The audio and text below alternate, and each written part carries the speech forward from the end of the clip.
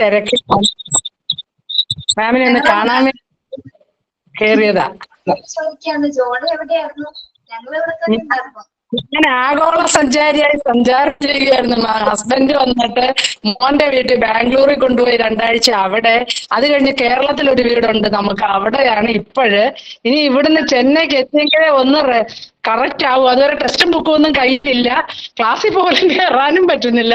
ഇടയ്ക്കൊക്കെ ഇങ്ങനെ സമയം കിട്ടുമ്പോൾ മാമിനെങ്കിലും ഒന്ന് കാണാമല്ലോ എന്ന് വെച്ച് ഇച്ചിരി നേരം ഒന്ന് ഓൺ ചെയ്യും. അത്രേ ഉള്ളൂ, എന്നോട് ക്ഷമിക്കുക, എന്റെ സിറ്റുവേഷൻ ഇങ്ങനെയാ.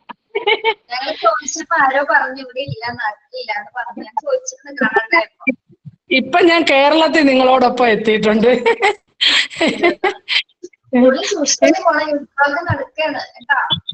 എന്തുമാ നടക്കുകയാണ്, സൂക്ഷിച്ചൊക്കെ പോണോന്ന്. ഓ, എല്ലാം ദൈവം നോക്കട്ടെ മാം, നമ്മളെന്താ സൂക്ഷിക്കാണ്. യുദ്ധം നടക്കാൻ എല്ലാം നിർത്തി വെച്ചിരിക്കുന്നു എന്നൊക്കെ പറയുന്നു. ഇനി ഹസ്ബൻഡിന് കുവൈറ്റിൽ പോകാൻ പറ്റുന്നോ, ഞങ്ങൾക്ക് ചെന്നൈ പോകാൻ പറ്റുന്നോ, ഒന്നും അറിയില്ല. എന്റെ മോന്റെ മാരേജും ഒരുമാതിരിയൊക്കെ ആക്കി വെച്ചോണ്ടിരിക്കുക ഞങ്ങള്. ഇപ്പം എല്ലാം നടന്നു, എല്ലാം ഇതിനിടെ കൂടെ അതും നടക്കുന്നുണ്ട്. വെരക്കവും പോക്കോ, അവര് വെരക്കോ, അവരുടെ അടുത്തോട്ട് പോക്കും, എല്ലാം നടക്കുന്നുണ്ട്. എല്ലാം ദൈവം നോക്കട്ടെ.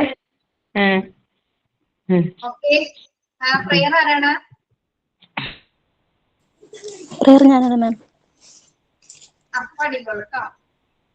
ഓക്കെ. ദൈവമേ നിന്റെ ദിവ്യകാരുണ്യം നിത്യവും ഞങ്ങൾ കരുളേണം. എന്നെന്നും നിന്റെ പുണ്യനാമങ്ങൾ പാടുവാൻ നാദം നൽകണം. മിന്നുന്നതെല്ലാം മധുരമാകണം, നന്മകൾ മാത്രം തോന്നണം. ദൈവമേ നിന്റെ ദിവ്യകാരുണ്യം നിത്യവും ഞങ്ങൾ കരുളേണം. ഇരുളിൽ ദീപമായി തെളിയണം, എന്നും തുണയായി നീ കൂടെ പോരേണം. പാഠമെന്നും എളുപ്പമാകണം, ശീലങ്ങൾ നല്ലതാകണം. മുള്ളുകൾ മാറ്റി പൂവിരിക്കണം, നിൻ വഴി ഞങ്ങൾ കരുളേണം. ദൈവമേ നിന്റെ ദിവ്യകാരുണ്യം നിത്യവും ഞങ്ങൾ കരുളേണം. എന്നെന്നും നിന്റെ പുണ്യനാമങ്ങൾ പാടുവാൻ നാദം നൽകണം. Thank you ma'am.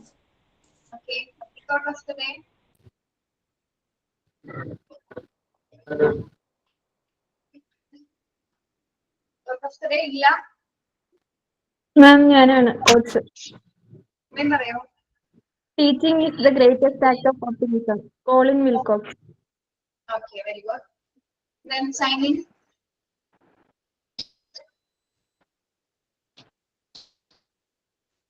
Sign in ഉണ്ടോ?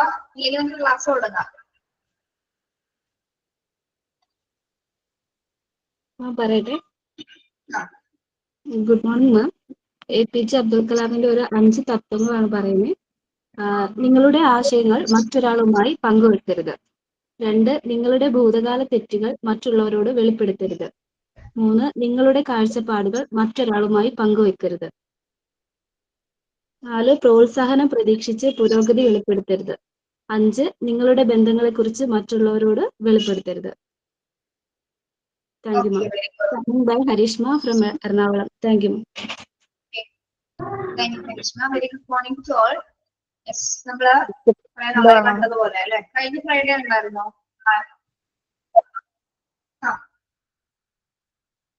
നോട്ട്സ് എഴുതി മാം. Notes എടുത്തല്ലേ?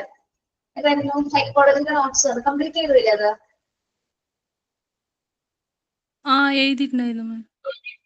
Pure psychology, apply psychology ഏതൊക്കെ ബ്രാഞ്ച് ആണ് നിങ്ങൾ എഴുതിയിട്ടുണ്ടല്ലോ? മതി.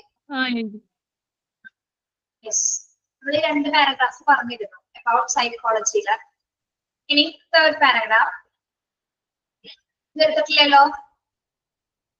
ഇല്ല മാം, 3ാമത്തെ പാരഗ്രാഫ് തൊട്ട് തുടങ്ങണം. Yes. Very recently, another wing of psychology has shown fast and dynamic progress.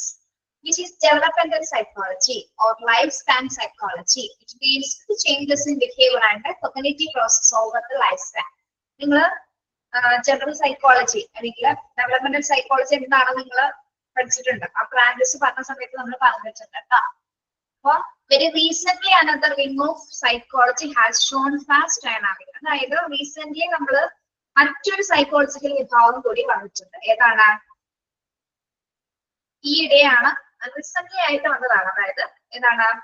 ലൈസോസ്പാൻ അഥവാ ഡെവലപ്മെന്റൽ സൈക്കോളജി അഥവാ വികസന മനഃശാസ്ത്രം. എന്തിനെ കുറിച്ചിട്ടാണ് അത്? വികസന മനഃശാസ്ത്രം എന്തിനെ കുറിച്ചിട്ടാണ് പഠിക്കുന്നത്? ഡെവലപ്മെന്റൽ സൈക്കോളജി അല്ലെങ്കിൽ ലൈഫ് സ്പാൻ ഓഫ് സൈക്കോളജി എന്നാണ് പറയുന്നത്. അതൊന്ന് അണ്ടർലൈൻ ചെയ്തതാട്ടോ. പെട്ടെന്നൊരു ഡൈനാമിക് പ്രോഗ്രസ്, അത് പെട്ടെന്ന് വളർന്നു വന്ന ഒരു സൈക്കോളജി ബ്രാഞ്ച് ആയിരുന്നു. പെട്ടെന്നായിരുന്നു ഇതിന്റെ വികസനം ഉണ്ടായത്. റീസെന്റ് ആണെങ്കിൽ കൂടി പെട്ടെന്നാണ് അത് ഡെവലപ്ഡ് ആയത്.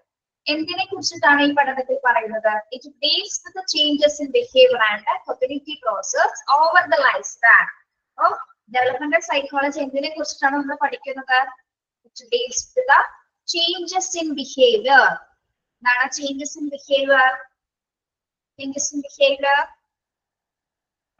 ജീവിത കാലയളവ്, അതായത് ലൈഫ് ഓഫ് സ്പാൻ എന്ന് പറഞ്ഞാൽ നമ്മുടെ ജീവിത കാലയളവാണ്. ആ കാലയളവിൽ ഉണ്ടാകുന്ന ജീവിതത്തിലെ പെരുമാറ്റത്തിലെ മാറ്റങ്ങൾ അല്ലെ, അഥവാ ബിഹേവിയറൽ ചേഞ്ചസും അതോടൊപ്പം തന്നെ എന്താണ് and cognitive process of over the life span.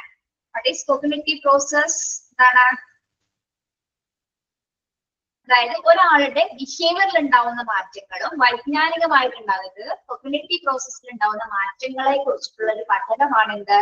Developmental psychology. ഒരു ലൈഫ് സ്പാൻ സൈക്കോളജി. അതായത് എന്താണ് ഡെവലപ്മെന്റ് വികസന മനഃശാസ്ത്രം പഠിക്കുന്നത് എന്തിനെ കുറിച്ചിട്ടാണ്?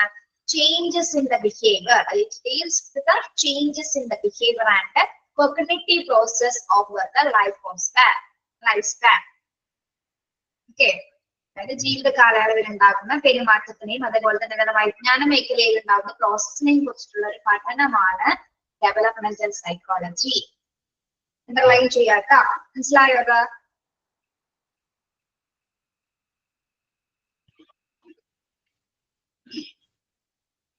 what is developmental psychology?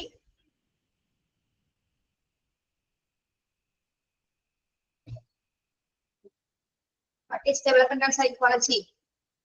പറയൂ, എന്താണ് ഡെവലപ്മെന്റൽ സൈക്കോളജി എന്ന് പറയുന്നത്? എന്തിനെ കുറിച്ചിട്ടുള്ള പഠനമാണ്? Changes in the behavior and cognitive process. Okay. Yes. Therefore, it is very much related to child psychology and education psychology, which all teachers are wanted to know. Child psychology is concerned with the development and behavior of the children. Okay. Therefore, it is very much related to child psychology and educational psychology. Right?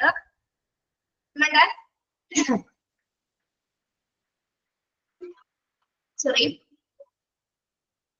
നിങ്ങളുടെ ടെക്സ്റ്റിൽ ഇങ്ങനെ തന്നെയാണോ കിടക്കുന്നത്? വേറെ ഏതെങ്കിലും sentence കയറി വന്നിട്ടുണ്ടോ? അതിന് നോക്കിയേ, വായിച്ചു നോക്കിയേ.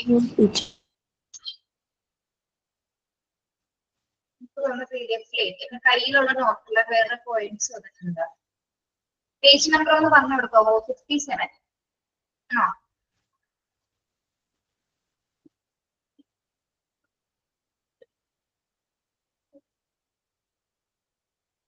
യെസ്. അപ്പൊ ചൈൽഡ് സൈക്കോളജിയും അതുപോലെ തന്നെ എഡ്യൂക്കേഷൻ സൈക്കോളജിയും ഏത് സൈക്കോളജിയുമായിട്ട് റിലേറ്റഡ് ആണ്? ഡെവലപ്മെന്റൽ സൈക്കോളജിയുമായിട്ട് റിലേറ്റഡ് ആണ് അല്ലെ? അപ്പോ അധ്യാപകർ എന്ത് പഠിക്കണം? ഡെവലപ്മെന്റൽ സൈക്കോളജി കൂടി അധ്യാപകർ പഠിച്ചിരിക്കണം. അതായത് it is very much related to child psychology and education psychology which all teachers are want to know. അതായത് ഈ ചൈൽഡ് സൈക്കോളജിയും അതേപോലെ തന്നെ എന്താണ് എഡ്യൂക്കേഷൻ സൈക്കോളജി, ഇത് നിങ്ങൾ പഠിക്കാൻ പോകുന്നുള്ളൂ കേട്ടോ. ചാപ്റ്റർ എഡ്യൂക്കേഷൻ സൈക്കോളജി നമുക്ക് യൂണിറ്റ് 7 പഠിക്കാനുണ്ട്. അപ്പൊ ഈ രണ്ട് മേഖലകളിൽ ഈ രണ്ട് ബ്രാഞ്ചസും എന്തിൽ റിലേറ്റഡ് ആണ്?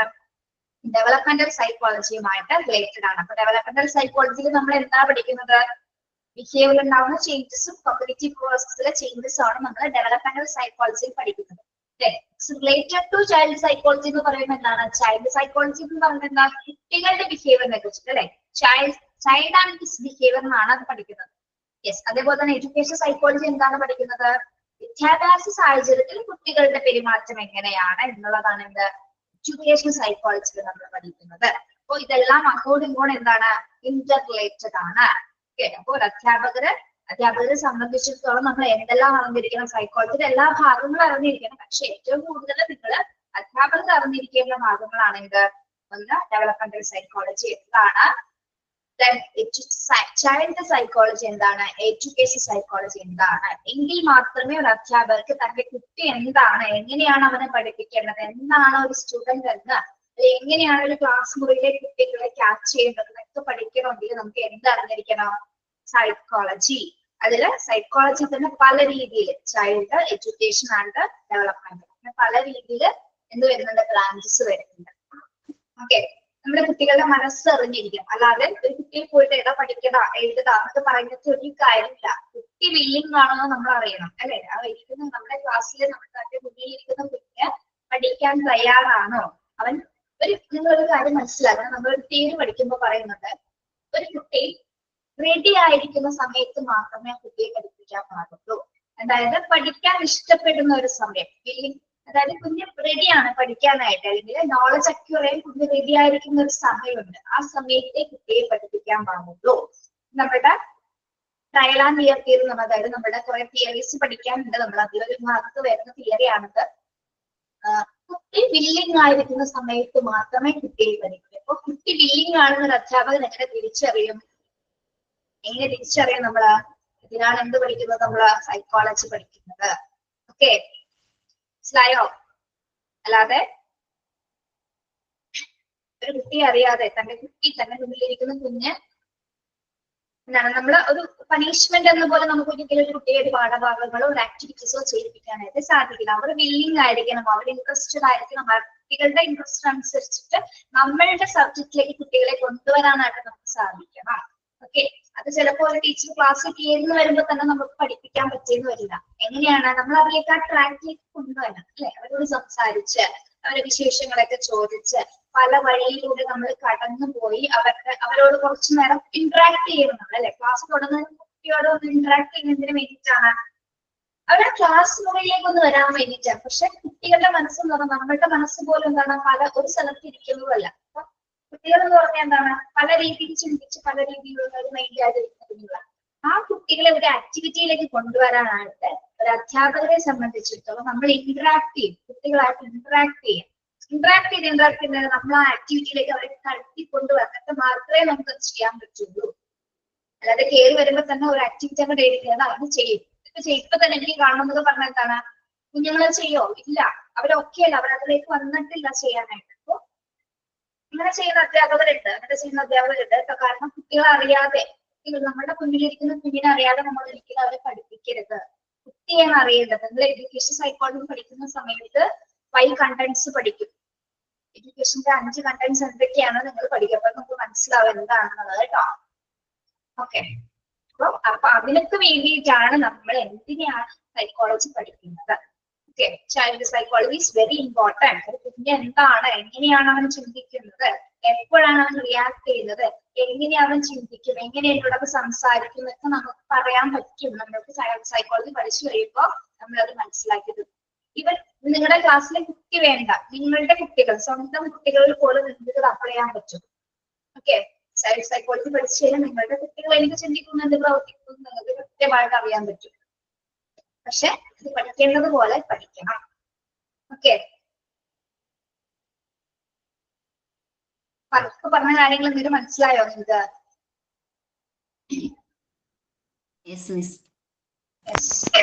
ഒന്നും കൂടി പറയാം, എനിക്ക് ഇവിടെ റേഞ്ച് കട്ടായി കിട്ടുന്നു, അപ്പൊ അതുകൊണ്ട് ക്ലിയർ ആയി സ്റ്റെക്കായി പോകും മാം പറയുന്നത് അവിടെയും വേണി വെച്ചിട്ട്. കേട്ടില്ല? റെക്കോർഡ് കാണോ? റെക്കോർഡ് കണ്ടാൽ മതിയോ? പറയാൻ മനസ്സിലായി. നല്ല കാര്യം, ആരും കേട്ടിട്ടില്ല. ഇത്രയും ഞാൻ കഷ്ടപ്പെട്ട് പറഞ്ഞത് ആരും കേട്ടില്ല. കേട്ടുമാ, ഞാൻ കേട്ടു. ആ, കേൾക്കുന്നുണ്ടായിരുന്നില്ല അല്ലെ? അപ്പൊ നെറ്റ് പ്രോബ്ലം ഉണ്ട്. അപ്പൊ നിങ്ങളെ ക്ലാസ് അറ്റൻഡ് ചെയ്യുന്നതിന് മുമ്പായിട്ട് തന്നെ ഇതൊക്കെ ക്ലിയർ ചെയ്തിട്ട് വേണം ക്ലാസ്സിൽ ഇപ്പോഴും മാം പറയുന്ന കട്ടായിക്കൊണ്ടിരിക്കും. വൈഫൈ ഒക്കെയാണ്, എന്നിട്ട് എന്തോ പ്രശ്നം. ഇപ്പം ഞാനതാണ് എനിക്ക് പറയുന്നത് ഭയങ്കര എക്കോ പോലെ കട്ടായിട്ടൊക്കെയാ കേൾക്കുന്നത്. ഞാൻ മാത്രം എന്റെ എന്റെ ഇവിടെ മാം എപ്പോഴും ഉണ്ട്, അതുകൊണ്ട് ഞാന് ഒന്നും മിണ്ടാതിരുന്നതാ. ഇപ്പൊ കേൾക്കാമോ ഞാൻ പറയുന്നത്?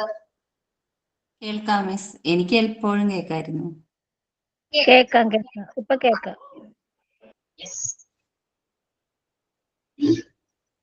ഞാൻ പറയട്ടെ, ഈ ഒരു ചാപ്റ്ററിൽ ഒരു ശാപമുണ്ട്. വെറുതെ പറയണല്ല കേട്ടോ, സത്യസന്ധമായിട്ട് പറയാം. നമ്മുടെ ഈ സൈക്കോളജി എന്ന് പറഞ്ഞൊരു ചാപ്റ്റർ എങ്ങനെയൊക്കെ തീർക്കാന്ന് വെച്ചാലല്ലേ സാധിക്കില്ല. ഇപ്പൊ ഇങ്ങനെ തപ്പി തടഞ്ഞ് നിൽക്കുമത്. അതങ്ങനെയാണ് ഓരോ ക്ലാസ്സിൽ ഞാൻ എന്തോരം കഷ്ടപ്പെട്ടാണ് അത് തീർക്കുന്നറിയാം. കാരണം എന്തെങ്കിലും ഡിഫിക്കൽട്ടീസ് അതിന് വരും. കാരണം വേറൊന്നുമല്ല, ഇത് കുറെ പറഞ്ഞു തന്നാലും നിങ്ങൾക്ക് മനസ്സിലാവുള്ളൂ അല്ലെ. നിങ്ങളുടെ ഉള്ളിലേക്ക് എത്തണമെങ്കിൽ കുറെ എക്സാമ്പിളിലൂടെ അല്ലെങ്കിൽ നിങ്ങളുടെ ലൈഫ് സിറ്റുവേഷൻസിലൂടെ നിങ്ങൾക്ക് പറഞ്ഞാലും നിങ്ങളിലേക്ക് അത് എത്തുള്ളൂ.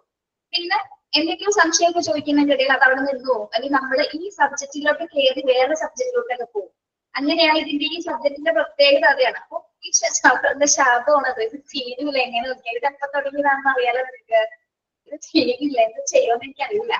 ഞങ്ങൾക്ക് ഇന്ന് തീർക്കണമെന്ന് ഓർത്താണ് നിങ്ങൾക്ക് ക്ലാസ്സിൽ കയറിയത്. കണ്ടോ, ഇപ്പൊ തന്നെ കണ്ടില്ലേ, വേറെ കാര്യങ്ങളിലേക്കായി. ഇപ്പൊ 11:53 ഇനി ഇതെങ്ങനെ തീർക്കൊക്കെ അറിയണം. ഒക്കെ നമുക്ക് നോക്കാം. ഇപ്പൊ ഇത്രയേ ഉള്ളൂ പറഞ്ഞത്. ടീച്ചർ എന്താ പറഞ്ഞത്? ചൈൽഡ് സൈക്കോളജിയും എഡ്യൂക്കേഷൻ സൈക്കോളജിയും പഠിക്കണം. അധ്യാപകരെ സംബന്ധിച്ചിടത്തോളം നിങ്ങളത് അറിഞ്ഞിരിക്കേണ്ടത് അത്യാവശ്യമാണ്.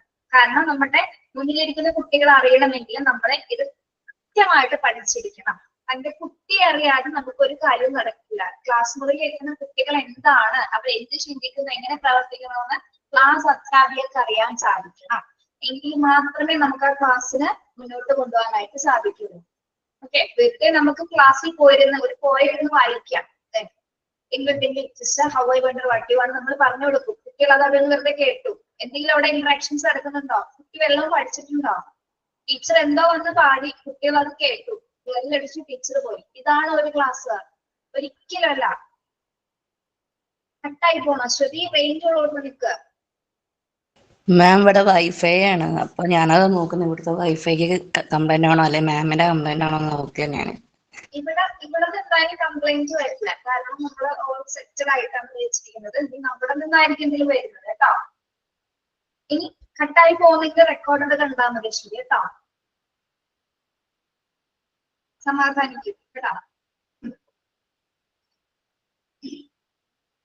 യെസ്, നമ്മൾ എന്താ പറഞ്ഞത്? അങ്ങനെ കുട്ടികൾക്ക് ക്ലാസ് ഒരിക്കലും നമുക്ക് കൊടുക്കാൻ സാധിക്കില്ല. ഫസ്റ്റ് ഓഫ് ഓൾ നമ്മൾ ക്ലാസ് ചെയ്യുമ്പോൾ കുട്ടികളോട് ഇന്ററാക്ട് ചെയ്ത് കുട്ടികളെ നമ്മുടെ ക്ലാസ്സിലേക്ക് കൊണ്ടുവരണം. ക്ലാസ് എന്ന് പറയുന്നത് നമ്മുടെ മനസ്സായ ക്ലാസ്സിലേക്ക് കൊണ്ടുവരാനായിട്ട് അധ്യാപകർക്ക് കഴിയണം. എങ്കിൽ മാത്രമേ നമുക്ക് ആ ക്ലാസ് എടുക്കാൻ പറ്റുള്ളൂ. 50 കുട്ടികൾ ഉണ്ടെങ്കിൽ 50 കുട്ടികളെ നമുക്ക് അറിയാൻ പറ്റണം അല്ലെ. 50 കുട്ടികൾ, 25 സ്റ്റുഡൻസ് ഉണ്ടെങ്കിലും എന്താണ്, 25 കുട്ടികളെ ഏത് നേച്ചറാണ്, എങ്ങനെയാണ് അവരെ നോക്കുന്നത്, അല്ലെങ്കിൽ അവരെ വേറൊരു കാര്യം, 25 കുട്ടികളുടെ പേരുകൾ ബൈഹാർട്ടാക്കണം. അത് എന്തിനു വേണ്ടിയിട്ടാണ്? 25 കുട്ടികളുടെ പേര് കറക്റ്റ് ആയിട്ട് പഠിക്കണം എന്ന് പറയുന്നത് ഇച്ചിരി ബുദ്ധിമുട്ടാണ്. 1-2 ദിവസം ബുദ്ധിമുട്ടുണ്ടുള്ളൂ, പിന്നീട് അത് ശീലമായിക്കോളും. കാരണം കുട്ടികളുടെ പേര് പറഞ്ഞ് നമ്മളിപ്പോ എന്ത് ചെയ്യാനാണെങ്കിൽ കുട്ടികളുടെ പേര് പറഞ്ഞ് വിളിക്കും. വിഷ്ണു അല്ലെങ്കിൽ റിയ വേണ്ട എന്ന് പറയുമ്പോ എന്താണ്, പേര് പറഞ്ഞു വിളിക്കുമ്പോൾ അവർ അഡ്രസ് അവർക്ക് പ്രത്യേകം ടെൻഷൻ കിട്ടും. കുട്ടികൾ എഴുന്നേറ്റ് കിട്ടും, പറയാനൊരു ടെൻഡൻസി വരും. ടെൻഷൻ ഉണ്ടെങ്കിൽ പോലും കുഞ്ഞുങ്ങൾ അത് പറയും. പേര് വിളിക്കുമ്പോൾ കുഞ്ഞുങ്ങൾക്ക് അറിയാം എന്റെ പേരുകള് നിങ്ങൾ എല്ലാവരെയും ടീച്ചറിന് അറിയാം. ആരൊക്കെ എവിടെ ഇരിക്കുന്നു, ഏത് ഭാഗത്താണ് വിഷ്ണു ഇരിക്കുന്നത്, ഏത് ഭാഗത്താണ് റിയ ഇരിക്കുന്നത്, ഒക്കെ ടീച്ചറിന് അറിയാം. ടീച്ചർ കറക്റ്റ് ആയിട്ട് തന്നെ വിളിക്കും. കുട്ടികൾക്ക് അവരുടെ അറ്റൻഷൻ ഉണ്ടാവും പിള്ളേരെ ക്ലാസ്സിൽ. അതിന് വേണ്ടിയിട്ടാണ് നമ്മൾ പേര് അഡ്രസ് ചെയ്ത് വിളിക്കുന്നത്. അപ്പൊ 25 കുട്ടികളുണ്ട്, 25 കുട്ടികളുടെ പേര് അറിഞ്ഞിരിക്കണം, 25 നേച്ചറും നമ്മൾ അറിഞ്ഞിരിക്കണം. ഓക്കെ, 25 കുട്ടികളുടെ ഇൻഡിവിജ്വൽ ഡിഫറൻസസ് ഉണ്ട് അല്ലെ, അവരിൽ വ്യത്യാസങ്ങളുണ്ട്. അത് നമ്മൾ അധ്യാപകർ അറിഞ്ഞിരിക്കുക. Okay, yes. അപ്പൊ ചൈൽഡ് സൈക്കോളജിയും എഡ്യൂക്കേഷൻ സൈക്കോളജിയും ഡെവലപ്മെന്റൽ സൈക്കോളജിയുമായിട്ട് റിലേറ്റഡ് ആണ്. ഓക്കെ, നിങ്ങൾ കോഗ്നിറ്റീവ് ഡെവലപ്മെന്റ് പഠിച്ചവരാണ്, ആ തിയറി പഠിച്ചവരാണ്. അപ്പൊ നിങ്ങൾക്ക് അത് കുറച്ച് നല്ല രീതിയിൽ തന്നെ മനസ്സിലാക്കാനായിട്ട് പറ്റും. ഓക്കെ,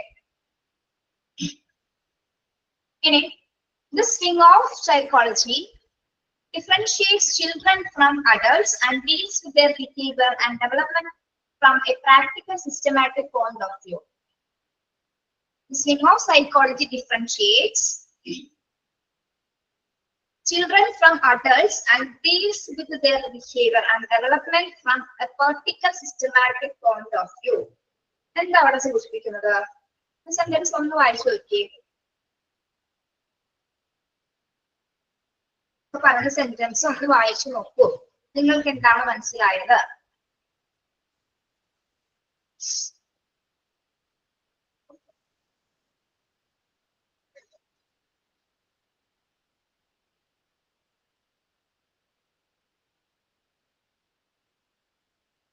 അതായത് ചൈൽഡ് സൈക്കോളജി എന്നൊരു ഭാഗം, അതായത് നമ്മുടെ മുതിർന്നവരിൽ നിന്ന് വ്യത്യസ്തമാക്കുന്ന ഒരു വിഭാഗമാണ് അല്ലെ. മുതിർന്നവരെ കുറിച്ചല്ല നമ്മൾ അവിടെ പഠിക്കുന്നത്. ആരെ കുറിച്ചിട്ടാണ്? ചൈൽഡ് കേന്ദ്രീകൃതമാണ് അല്ലെ. കുട്ടികളുടെ ബിഹേവിയറിനെ കുറിച്ചിട്ടാണ് നമ്മൾ എന്തിൽ പഠിക്കുന്നത്? ചൈൽഡ് സൈക്കോളജിയിൽ പഠിക്കുന്നത്. അതായത് ഈ ഒരു വിഭാഗം എന്ന് പറഞ്ഞാൽ കുട്ടികളെ മുതിർന്നവരിൽ നിന്ന് വ്യത്യസ്തമാക്കുന്ന ഒരു മേഖലയാണ് എന്ത്? Child psychology. ഇവിടെ നമ്മുടെ കുഞ്ഞുങ്ങൾ എന്ത് ചിന്തിക്കുന്നു, അവരുടെ ബിഹേവിയർ എങ്ങനെയാണ്, അവരുടെ കാര്യങ്ങൾ മൊത്തമാണ് അതിൽ നമ്മൾ പഠിക്കുന്നത്. ഇവിടെ മുതിർന്നവരല്ല അല്ലെ. മുതിർന്നവരുടെ ബിഹേവിയറിനെ കുറിച്ചിട്ടല്ല നമ്മൾ ഡീൽ ചെയ്യുന്നത്. ആരെ കുറിച്ചിട്ടാണ് ഡീൽ ചെയ്യുന്നത്? ചൈൽഡ് ആണ്. ചൈൽഡ് എന്നുള്ള ഏത് കാറ്റഗറിയിലാണ് ഉൾപ്പെടുന്നത്? കുട്ടികള് ഏത് കാറ്റഗറിയിലാണ്? ഏത് വയസ്സ് മുതൽ ഏത് വയസ്സ് വരെയാണ്?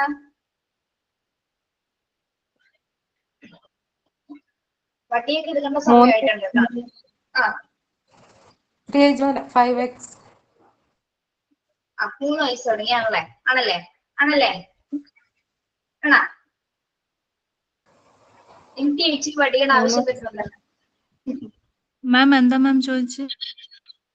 നമ്മള് ചൈൽഡ് സൈക്കോളജി ഏത് കാറ്റഗറി ടൈപ്പ് ഓഫ് കുട്ടികളുടെ ഏജ് ആണ് പഠിക്കുന്നത്? ഏത് ഏജ് തുടങ്ങിയുള്ള കാറ്റഗറിയാണ് പഠിക്കുന്നത്?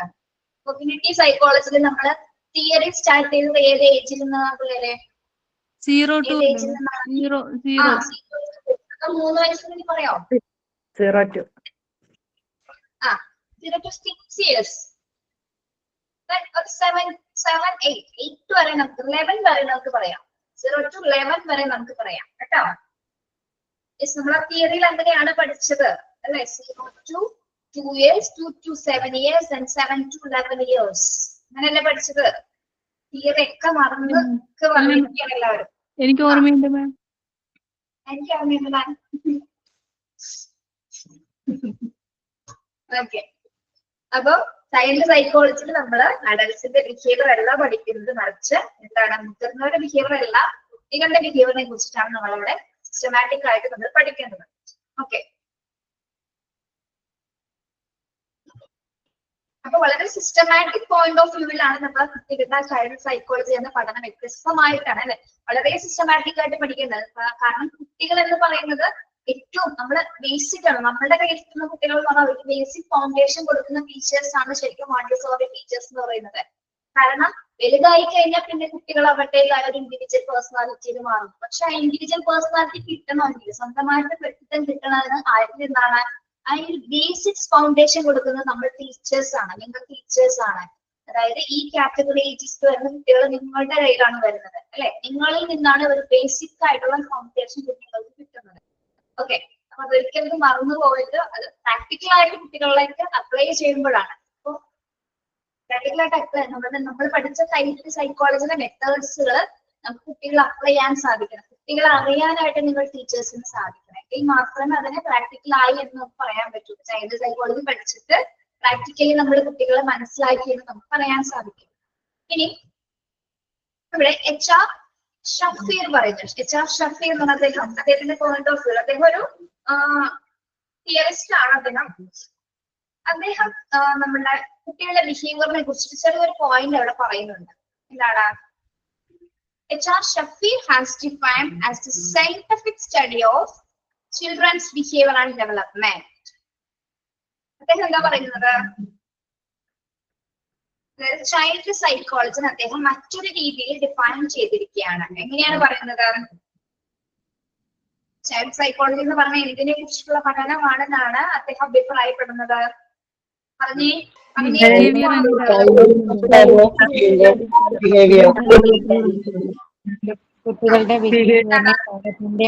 Scientific study of children's behaviour and development എന്നാണ് കുട്ടികളുടെ പെരുമാറ്റത്തെയും വികാസത്തെയും കുറിച്ചിട്ടുള്ള ഒരു ശാസ്ത്രീയ പഠനമാണ് എന്ത് ചൈൽഡ് സൈക്കോളജി. അപ്പൊ അതിന് വളരെ ഇമ്പോർട്ടന്റ് ഉണ്ട്. ചൈൽഡ് സൈക്കോളജി സയന്റിഫിക് എന്ന് പറയുമ്പോൾ തന്നെ എന്താണ് നമ്മൾക്ക് അത് അത്രയും ഇമ്പോർട്ടൻസ് കൊടുക്കുന്ന ഒരു ഭാഗമാണ് എന്ത് ചൈൽഡ് സൈക്കോളജി എന്ന് നിങ്ങൾ മനസ്സിലാക്കുക. എന്താണ് അദ്ദേഹത്തിന്റെ അഭിപ്രായം വളരെയധികം ശരിയാണ് അല്ലെ. നമ്മൾ പഠിക്കുന്ന അധ്യാപകരെന്ന നിലയിൽ നമുക്കത് പഠിക്കുമ്പോൾ മനസ്സിലാവുന്നുണ്ട്. സയന്റിഫിക് സ്റ്റഡിയാണ്. കുട്ടികളെ മനസ്സിലാക്കുക എന്ന് പറയുന്നത് വളരെ ശാസ്ത്രീയമായ ഒരു പഠനമാണ്. എന്തുകൊണ്ടാണ് അവരുടെ ഡിഫറെന്റ് ആയിട്ടുള്ള നേച്ചർ ആണ് അല്ലെ. അത് പഠിക്കുക, ഓരോ ഇൻഡിവിജ്വൽ ഡിഫറൻസ് പഠിക്കുക എന്നുള്ളത് വളരെ ഡിഫിക്കൽട്ട് ആയിട്ടുള്ള പ്രോസസ്സാണ്. കുട്ടികളുടെ ബിഹേവിയർ നമുക്കറിയാം, എപ്പോ വേണമെങ്കിലും എങ്ങനെ വേണമെങ്കിലും മാറുന്നതാണ് അല്ലെ. അതിനൊരു കൺട്രോൾ, അതായത് അതിനൊരു നിയന്ത്രിത പാതയിലേക്ക് കൊണ്ടുപോകണമെങ്കിൽ അധ്യാപകർ എന്തറിഞ്ഞിരിക്കണം? സൈക്കോളജി അറിഞ്ഞിരിക്കണം. കുട്ടികളുടെ നേച്ചർ എന്താണെന്ന് അറിഞ്ഞിരിക്കണം. അവരുടെ ഇൻഡിവിജ്വൽ ഡിഫറൻസ് എന്താണെന്ന് അറിഞ്ഞിരിക്കണം. ഓരോ കുട്ടി മറ്റൊരു കുട്ടിയിൽ നിന്ന് വ്യത്യസ്തനാണെന്ന് നിങ്ങൾ അറിഞ്ഞാൽ മാത്രമേ നിങ്ങൾക്ക് കുട്ടികളെ കൈകാര്യം ചെയ്യാനായിട്ട് സാധിക്കുള്ളൂ.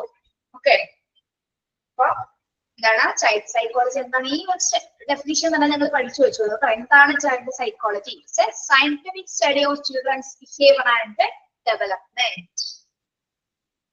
എന്താണ്? കുട്ടികളുടെ പെരുമാറ്റത്തെയും വികാസത്തെയും കുറിച്ചിട്ടുള്ള ഒരു ശാസ്ത്രീയ പഠനമാണ് ചൈൽഡ് സൈക്കോളജി.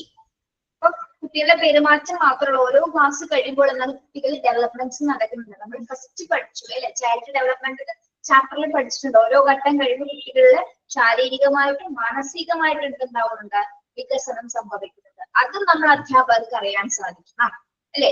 ഏതൊക്കെ സമയത്താണ് കുട്ടി ഏത് രീതിയിലാണ് ബിഹേവ് ചെയ്യുന്നത്, എന്തൊക്കെ ഡെവലപ്മെന്റ്സ് അവന് നടക്കുന്നുണ്ട് നമുക്ക് അറിഞ്ഞാൽ മാത്രമേ കുട്ടിയെ ഡീൽ ചെയ്യാനായിട്ട് സാധിക്കുള്ളൂ കേട്ടോ. അപ്പൊ അധ്യാപകരെ സംബന്ധിച്ചിടത്തോളം സൈക്കോളജി എന്നത് ഒഴിച്ചുകൂടാനാവാത്തൊരു സബ്ജക്ട് തന്നെയാണ്. Okay, yes. ഇനി നെക്സ്റ്റ് നോക്കുന്നത് ടീച്ചേഴ്സ് ആൻഡ് സൈക്കോളജി. അധ്യാപകരും മനഃശാസ്ത്രവും തമ്മിൽ എന്തെങ്കിലും കണക്ഷൻ ഉണ്ടോ? ഇത്രയും പറഞ്ഞു കഴിഞ്ഞപ്പോ കണക്ഷൻ ഇല്ലാന്ന് പറയാൻ പറ്റുമോ അല്ലെ?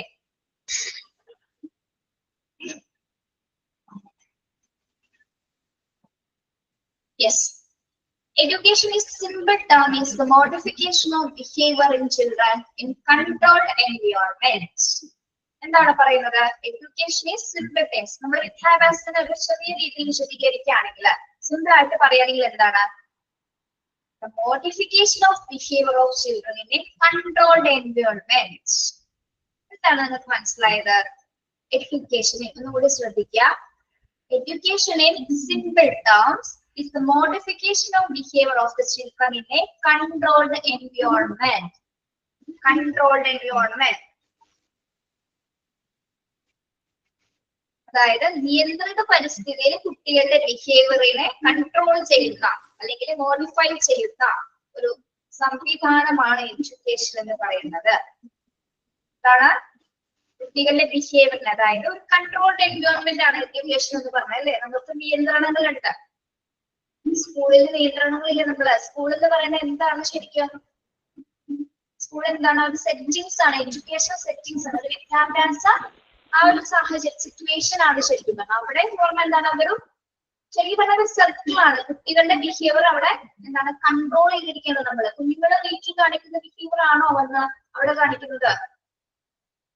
അല്ല, അവിടെ ഡിസിപ്ലിൻസ് ഉണ്ട് അല്ലെ. ഏതൊക്കെ പീരീഡ് ഇപ്പൊ അവിടെ വരാൻ തന്നെ ഇപ്പൊ യൂണിഫോം വെയർ ചെയ്തിട്ടാണ് വരാനായിട്ട്. ഫസ്റ്റ് പീരീഡ് ഇതിന്റെ പാഠഭാഗങ്ങൾ പഠിക്കണം, ഇതിന്റെ പുസ്തകങ്ങൾ കൊണ്ടുവരണം. അവിടെയൊക്കെ എന്താണ്? കൺട്രോൾസ് ഉണ്ട്. ഇന്റർവെൽ ടൈംസിൽ പുറത്തു പോകാം, ബാത്റൂമിൽ പോകണം, അല്ലെങ്കിൽ വാഷ്റൂമിൽ പോകണം, തിരിച്ചു വരണം, ടീച്ചർ പറയുന്നതനുസരിച്ച് ക്ലാസ്സിൽ കയറിയിരിക്കണം, ഉച്ചയ്ക്ക് ലഞ്ച് ബ്രേക്ക് കിട്ടാൻ അവിടെ ഭക്ഷണം കഴിക്കണം, ഭക്ഷണം കഴിച്ച പാത്രങ്ങൾ അതുപോലെ തന്നെ എന്താണ് ലഞ്ച് ബോക്സ് കൃത്യമായിട്ട് സൂക്ഷിച്ചിരിക്കുക അല്ലെ. പിന്നെ നെക്സ്റ്റ് കുറച്ച് സമയം കളിക്കാനുള്ള പ്ലേസ് ഉണ്ട് കുട്ടികൾക്ക്. ഒരു എന്താണ് ഒരു പി ടി സമയം, ഒരു പ്ലേ ടൈം ഉണ്ടായിരിക്കും. ആ ടൈമിൽ കുഞ്ഞുങ്ങൾ കളിക്കുന്നു. അതിനുശേഷം എന്താണ് പിന്നീട് പാഠഭാഗങ്ങൾ ആരംഭിക്കുന്ന ആക്ടിവിറ്റീസുകൾ, കളികള്, പാഠഭാഗങ്ങള്, പല രീതിയിലുള്ള സെഷൻസ് കുട്ടികൾ നടത്തുന്നു. ഇവിടേക്ക് എന്താണ് ശരിക്കും നടക്കുന്നത്? ഇവിടെ കൺട്രോൾഡ് ആയിട്ടുള്ള എൻവയോൺമെന്റിലല്ലേ കുട്ടികൾ പഠിക്കുന്നത്. അപ്പൊ അവിടെ എന്ത് സംഭവിക്കുന്നത്? കുട്ടികളുടെ ബിഹേവിയറിനെ മോഡിഫൈ ചെയ്യാൻ വേണ്ടിയിട്ടാണ് നമ്മൾ വിദ്യാഭ്യാസം കൊടുക്കുന്നത് അല്ലേ. കുട്ടികളുടെ ബിഹേവിയറിൽ ഉണ്ടാവുന്ന ചേഞ്ചസ്, ബിഹേവിയറിനെ മാറ്റുന്നതിന് വേണ്ടി അല്ലെങ്കിൽ നിയന്ത്രണം കൊണ്ടുവരാൻ വേണ്ടിയിട്ടാണ് നമ്മള് അതിനാണ് എന്ത് എഡ്യൂക്കേഷൻ കൊടുക്കുന്നത്. മനസ്സിലായോ പറഞ്ഞത്? മനസ്സിലായി. അപ്പൊ എഡ്യൂക്കേഷൻ എന്ന് പറഞ്ഞാൽ എന്താണ്? ഒരു കൺട്രോൾഡ് എൻവയോൺമെന്റ് ആണ്. വിദ്യാഭ്യാസം എന്ന് പറയുന്നത് നിയന്ത്രിത മേഖലയാണ്, നിയന്ത്രിത പരിസ്ഥിതിയാണ്. അവിടെ എന്ത് നടക്കുന്നു? കുട്ടികളുടെ ബിഹേവിയറിന്റെ മോഡിഫിക്കേഷൻസ് നടക്കുന്നു. ഓക്കെ, അവിടെ കുട്ടികളെ കൺട്രോൾഡ് ആയിട്ട് പോയിക്കൊണ്ടിരിക്കുകയാണ് അല്ലെ. ഓരോ ദിവസം കഴിയുന്നതോറും കുട്ടികളുടെ ഡെവലപ്മെന്റ്സും ബിഹേവിയർ ചേഞ്ചസ് ഒക്കെ സംഭവിച്ചുകൊണ്ടിരിക്കുകയാണ്. ഓക്കെ, അപ്പോ കൺട്രോൾ എൻവയോൺമെന്റ് ആയതുകൊണ്ട് തന്നെ അവിടെ എന്ത് സംഭവിക്കുന്നു? To shape the behavior of the subject and bring positive changes, it is necessary to study the science of behavior. അപ്പോ നമുക്ക് കുട്ടികളുടെ ബിഹേവിയർ എന്ത് ചെയ്യാൻ പറ്റും? To shape the behavior. To shape the behavior എന്ന് പറഞ്ഞാൽ എന്താ? To shape the behavior.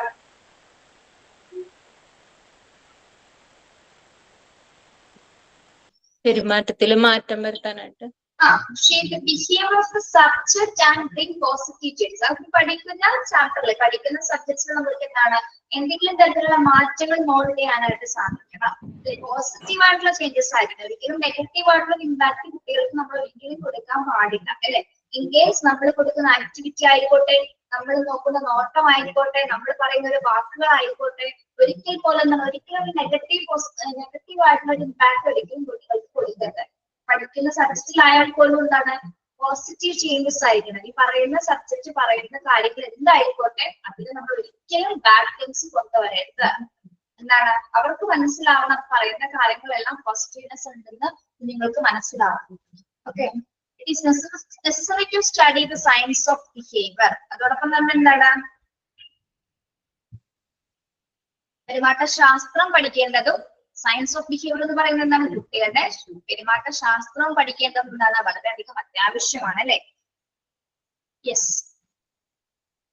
അപ്പോ ഒരു എഡ്യൂക്കേഷൻ സിറ്റുവേഷൻ എന്ന് പറയുന്നത് എന്താ? എന്ത് പറ്റി ചോദ്യം? മാം, എനിക്ക് ഇന്നലെ എന്റെ ചെറിയച്ഛൻ മരിച്ചതാണേ. അപ്പൊ ജസ്റ്റ് ഒന്ന് ക്ലാസ്സിൽ കയറിയിട്ട് പോവാൻ പറഞ്ഞിട്ട് വന്നതാണ്. ചെറിയച്ഛൻ ഇന്നലെ മരിച്ചു. ഓക്കെ, ശരി. അവിടെ വിളിക്കുന്നേ. അപ്പൊ ഞാൻ ഒന്ന് ഇറങ്ങാം മാം. റെക്കോർഡ് ക്ലാസ് കാണാം. Okay, ma'am. Yes. All teachers have to understand the children with whom they interact. It is necessary that they should know how they think, how they react to the environment, the strength and weakness of their personality, etc. ഇനി എല്ലാ ടീച്ചേഴ്സും എന്തറിഞ്ഞിരിക്കണം എന്നാണ് പറയുന്നത്? നമ്മൾക്ക് പറഞ്ഞ കാര്യങ്ങളൊക്കെ തന്നെയാണ് അല്ലെ. Our teachers have to understand the children with whom they interact. എന്താ പറയുന്നത്? ടീച്ചർ എന്തറിഞ്ഞിരിക്കണം? കുട്ടികളില് അവരിടപഴകുന്ന കുട്ടികളെ ഓരോരുത്തരും എങ്ങനെയാണ് നമ്മളായിട്ട് ഇന്ററാക്ട് ചെയ്യുന്ന കുട്ടികളെ നമ്മൾ മനസ്സിലാക്കിയിരിക്കണം. Children with whom they interact. നമ്മള് കുട്ടികളോട് എങ്ങനെയായിരിക്കും നമ്മൾ ശരിക്കും ഇന്ററാക്ട് ചെയ്യേണ്ടത്? അവരെ സ്വഭാവം മനസ്സിലാക്കിക്കൊണ്ടിരിക്കണം. യെസ്, അവരെന്താണെന്ന് മനസ്സിലാക്കിക്കണം. ഇൻ കേസ് അവരെന്താണെന്ന് മനസ്സിലാക്കുന്നതിന് മുമ്പ് ഇന്ററാക്ട് ചെയ്യും. ഇന്ററാക്ട് ചെയ്താൽ മാത്രമേ നമുക്ക് അവർ എന്താണെന്ന് മനസ്സിലാവുള്ളൂ അല്ലെ. ആദ്യം ഇന്ററാക്ട് ചെയ്താലേ നമുക്ക് എന്താണെന്ന് മനസ്സിലാവും. അവരെ മനസ്സിലാക്കിയിട്ടാണ് ഇന്ററാക്ട് ചെയ്യാൻ പറ്റില്ല. അവരോട് സംസാരിച്ച് ടീച്ചർ എന്ത് ചെയ്യും? ഏത് കുട്ടി എങ്ങനെയൊക്കെയാണെന്ന് ടീച്ചർ ക്യാച്ച് ചെയ്യും. നമ്മള് കുട്ടികളെ വിചാരം ടീച്ചർ വെറുതെ സംസാരിക്കുക, പക്ഷെ നമ്മൾ മനസ്സിലാക്കേണ്ടത് എന്താണ്? ഓരോ കുട്ടിയെ നമ്മൾ പഠിക്കുകയാണ്. ഐഡന്റിഫൈ ചെയ്യും ടീച്ചർ. അതെ, നമ്മള് എന്ത് സംസാരിക്കുന്നില്ല ടീച്ചർ ആ ഒരു ഒബ്സർവേഷൻ ഉണ്ടായിരിക്കണം. കുട്ടികളോട് സംസാരിക്കുമ്പോ ചിലപ്പോ അവന് എന്തെങ്കിലും കള്ളത്തരമൊക്കെ ചെയ്തിട്ടാണ് നിൽക്കുന്നെങ്കിൽ നമുക്ക് മനസ്സിലാവണോ കള്ളത്തരം ചെയ്തിട്ടുണ്ട്. നമുക്കതറിയാം, കുറെയൊക്കെ അറിയാൻ പറ്റില്ല. കുട്ടികളൊക്കെ എനിക്ക് കുറച്ചുകൂടെ അത് അറിയാൻ പറ്റുമെങ്കിൽ ചിലപ്പോ അവരുടെ ഫിസിക്കൽ ഫീച്ചേഴ്സിൽ മാറ്റങ്ങൾ വരും. ഫിസിക്കൽ ഫീച്ചറില് ചിലപ്പോ മുഖത്ത് നോക്കില്ല, അല്ലെങ്കിൽ ശബ്ദം എത്രയായിരിക്കും സംസാരിക്കുന്നത്, ടീച്ചറിനോട് ഐ കോണ്ടാക്ട് ഉണ്ടാവില്ല, പേടിക്കും, ടെൻഷനായിട്ട് അങ്ങനെയൊക്കെ ബിഹേവിയർ കാണിക്കുമ്പോൾ ടീച്ചർക്ക് മനസ്സിലായി അവൻ എന്തോ ചെയ്തിട്ടുണ്ടെന്ന് നമുക്ക് മനസ്സിലാവും അല്ലെ. അതിനു മുമ്പ് കുട്ടികളോട് ഇന്ററാക്ട് ചെയ്തിരിക്കണം നമ്മള് അല്ലെ. ഓരോരുത്തർ ചിലപ്പോ കള്ളത്തറന്ന് പിടിച്ചെക്കുന്ന കുട്ടികളുണ്ടല്ലോ. അങ്ങനെയൊക്കെ വില്ലന്മാരായ കുട്ടികൾ നമ്മുടെ സ്കൂളുകളുണ്ട്. അതൊക്കെ മറികടക്കുന്ന ഇപ്പൊ എന്താ പറയാ 2K കിഡ്സ് എന്നൊക്കെ പറയണത് അല്ലെ. 2K കിഡ്സിനെ പിടിച്ചിരിക്കാൻ പറ്റണം. അതായത് നമ്മളെക്കാൾ അറിവുണ്ടവർക്ക്, അവർക്ക് ടെക്നോളജിക്കൽ ആയിട്ട് അവയർനെസ് കൂടുതലുള്ള കുഞ്ഞുങ്ങളാണ് അല്ലെ. ഓക്കെ ഹരീഷ്മ പറയൂ. അല്ല, ഈ കുട്ടികളുടെ മനസ്സിലാക്കുന്ന കാര്യം പറഞ്ഞപ്പോഴേ ഒരു കാര്യം പെട്ടെന്ന് ഓർമ്മയിൽ വന്നതാ. ഞങ്ങൾ ഈ ബി.എഡ് ചെയ്തപ്പോ ഡി.എഡ് ചെയ്തപ്പോ ടീച്ചിങ് പ്രാക്ടീസിന് വേണ്ടിയിട്ട് ഒരു സ്കൂളിൽ പോയിട്ടുണ്ടായിരുന്നു. അപ്പൊ അവിടെ 7th പഠിക്കുന്ന ഒരു കുട്ടി ഉണ്ടായിരുന്നു. അവന്റെ പേര് ശ്രീരാജ് എന്ന് എന്തോ ആയിരുന്നു.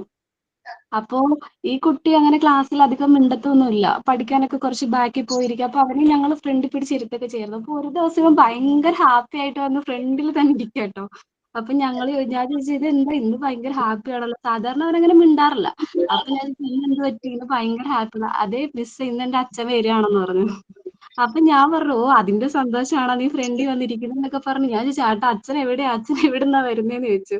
അത് എന്റെ അച്ഛൻ ജയിലിലായിരുന്നു, ജയിലിൽ നിന്ന്.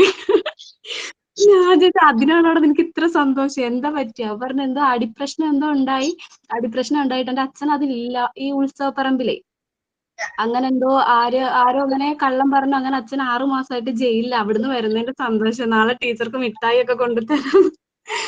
അപ്പൊ ഞാൻ ചോദിച്ചു അതിനാണോ നീ ഫ്രണ്ട് ബെഞ്ച് വന്നിരിക്കുന്നതെന്ന്. അതെ, ഇന്ന് എന്തായാലും എല്ലാം പഠിച്ചിട്ടേ ഞാൻ പോകത്തുള്ളൂ എന്നൊക്കെ പറഞ്ഞിട്ട് ടീച്ചർ മിസ് ഇപ്പൊ അത് പറഞ്ഞപ്പോ ഞാനിപ്പോ അവനെ ഓർത്തത്.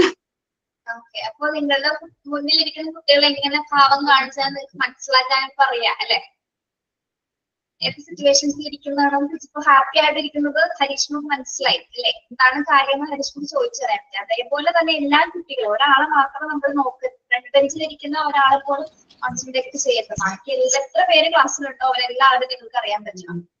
ഇവൻ പേര് എല്ലാ ഡീറ്റെയിൽസും അറിഞ്ഞിരിക്കുന്ന കുട്ടികളുടെ കേട്ടോ, അത്യാവശ്യമാണ് കേട്ടോ. അതിന്റെ പ്രാധാന്യം എന്താണെന്ന് പഠിപ്പിച്ചു തുടങ്ങുമ്പോൾ നിങ്ങൾക്ക് മനസ്സിലാവും എന്താണെന്നുള്ളത്. ഹരിഷ്മയ്ക്ക് സല്യൂട്ട് ആ കുട്ടിയെ ഐഡന്റിഫൈ ചെയ്തതിന്. എന്തെങ്കിലും ചിലപ്പോ ടീച്ചറിനോടൊന്ന് പറയാനുള്ള വ്യഗ്രത കൊണ്ടാണ് അവൻ ഫ്രണ്ടിൽ വന്നിരുന്നത്, ടീച്ചറിനെ അറിയിക്കാൻ വേണ്ടിയിട്ട്. അതെ, അത് ഓഫീസിൽ വന്നിട്ട് പറഞ്ഞു, എല്ലാരോടും പറഞ്ഞു. പക്ഷെ അവൻ ഭയങ്കര എന്തോ ഗൾഫിൽ നിന്ന് വരുന്ന ഒരു ഫീലോടാ വന്ന് പറയുന്ന എല്ലാരോടും. കുട്ടിക്ക് അച്ഛൻ എപ്പോഴും എന്താന്ന് പറഞ്ഞാലും വലുതല്ലേ. പിന്നെന്താ പറഞ്ഞേ, സ്ട്രെങ്ത് ആൻഡ് വീക്ക് എവിടെ പറഞ്ഞു നമ്മളിപ്പോ? Teachers to understand the children with whom they interact. It is necessary that they should know how they think, how they react to the environment. ഇനി നമ്മള് കുട്ടികളോട് ഇന്ററാക്ട് ചെയ്യണം എന്ന് പറഞ്ഞു, പക്ഷെ നമ്മൾ വേറെ എന്തൊക്കെ കാര്യങ്ങൾ ശ്രദ്ധിക്കണം? ചിന്തിക്കണം, അവരെങ്ങനെ ചിന്തിക്കും, അവരെന്ത് ചിന്തിക്കുന്നു, എങ്ങനെ എൻവയോൺമെന്റിനോട് റിയാക്ട് ചെയ്യുന്നു അല്ലെ, അതും കൂടി അതിനകത്തിരിക്കണം അല്ലെ. ഒരു സിറ്റുവേഷൻസ് ഉണ്ടാവുന്ന സമയത്ത് അല്ലെങ്കിൽ നമ്മള് ആക്ടിവിറ്റി ഒക്കെ കൊടുക്കുന്ന സമയത്ത് ചില കുട്ടികൾ ഭയങ്കര എന്താ പറയാ പ്രതിഭാശാലികളായ കുട്ടികൾ ചിലപ്പോൾ വളർന്നു വരുമ്പോ തന്നെ ഭയങ്കര ഡിഫിക്കൽട്ട് ആയിട്ടുള്ള കുട്ടികളുണ്ടാവും. അവര് നമ്മൾ ചെയ്യുന്ന ആക്ടിവിറ്റിന് ചിലപ്പോ ചോദിക്കും, ടീച്ചറെ ഇത് അങ്ങനെ ചെയ്തൂടെ, ഇതിങ്ങനെ ചെയ്താൽ ശരിയാവില്ലേ എന്ന് ചോദിക്കുന്ന കുഞ്ഞുങ്ങളുണ്ട് അല്ലെ. അവരുടെ ചിന്താശക്തി വ്യത്യാസമുണ്ട്. ചിലപ്പോ നമ്മൾ ചിലപ്പോ ചിന്തിച്ചിട്ടുണ്ടാവില്ല, അല്ലെങ്കിൽ നമ്മൾ എഴുതി എന്തെങ്കിലും നമ്മൾ വിട്ടുപോകും, എന്തെങ്കിലും ചെയ്തിട്ടുണ്ടോ, കുഞ്ഞത് ശ്രദ്ധിക്കും. എന്തുകൊണ്ടാണ്? കുറെ കുട്ടികൾ വ്യത്യസ്തരാണ്, ഇൻഡിവിജ്വലി ഡിഫറൻസ് ഉള്ളവരെ കൊണ്ട് തന്നെ, ഇൻഡിവിജ്വലി ഡിഫറൻസ് ഉള്ളത് കൊണ്ട് എന്താണ് എബിലിറ്റീസ്, സ്കില്ലില്, ടാലന്റിലൊക്കെ വ്യത്യാസം ഉണ്ടാവും കുഞ്ഞുങ്ങൾ അല്ലെ.